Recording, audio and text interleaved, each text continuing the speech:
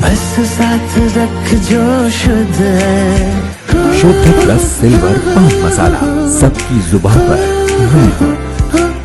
69,000 शिक्षक भर्ती मामले में हाईकोर्ट के निर्णय पर सुप्रीम कोर्ट की ओर से स्थगन आदेश दिए जाने और अगली सुनवाई 23 सितंबर को किए जाने के निर्णय से आरक्षित श्रेणी के अभ्यर्थियों की धड़कन बढ़ गई है। अभी हाईकोर्ट के निर्णय अगर लागू होता है तो आरक्षण की विसंगति दूर कर नई मेरिट बनती है और उन्हें लाभ मिलता, फिर भी उन्हें आगे न्याय मिलने की पूरी उम्मीद है। वहीं दूसरी ओर अनारक्षित श्रेणी के अभ्यर्थी जो हाईकोर्ट के निर्णय से मायूस थे, उन्हें सोमवार को सुप्रीम कोर्ट के फैसले से राहत मिली है। वो खुश नजर आ रहे हैं। फिलहाल दोनों ही पक्ष अपनी बात को मजबूती से सुप्रीम कोर्ट में रखने की तैयारी में जुटे हुए हैं। आरक्षित श्रेणी के अभ्यर्थी अमरेंद्र पटेल ने कहा कि आरक्षण को लागू करने में विसंगतियां हुई है और राष्ट्रीय पिछड़ा वर्ग आयोग अपनी रिपोर्ट में इसकी पुष्टि कर चुका है। वहीं हाईकोर्ट ने भी बीते 13 अगस्त 2024 को आरक्षण की विसंगतियों को दूर कर नई मेरिट सूची बनाने का आदेश दिया था।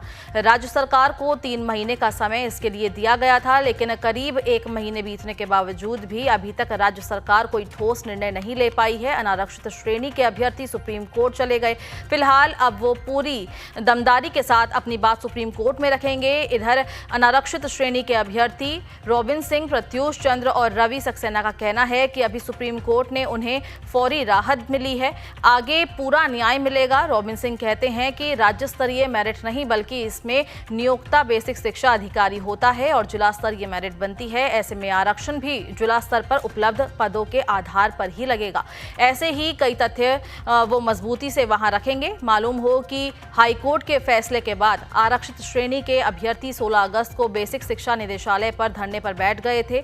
वो जल्द आरक्षण की विसंगतियां दूर कर मेरिट सूची बनाने की मांग कर रहे हैं। वहीं अनारक्षित श्रेणी के वो शिक्षक जो बीते 4 वर्ष से नौकरी कर रहे हैं, उन्होंने प्रदर्शन किया है। फिलहाल हाईकोर्ट ने 3 महीने यानी राज्य सरकार को 13 नवंबर तक नई मेरिट सूची बनाने का समय दिया था। वो अभी इस पर मंथन कर रही थी कि अनारक्षित श्रेणी के अभ्यर्थी सुप्रीम कोर्ट पहुंच गए हैं। आपको बता दें कि शिक्षकों की भर्ती के लिए 5 दिसंबर 2018 को विज्ञापन निकला था और 5 जनवरी 2019 को लिखित परीक्षा आयोजित की गई थी और 1 जुलाई 2020 को परिणाम जारी हुआ था। उसके बाद आरक्षित श्रेणी के अभ्यर्थी आरक्षण की विसंगतियां गिनाकर आंदोलन करने लगे।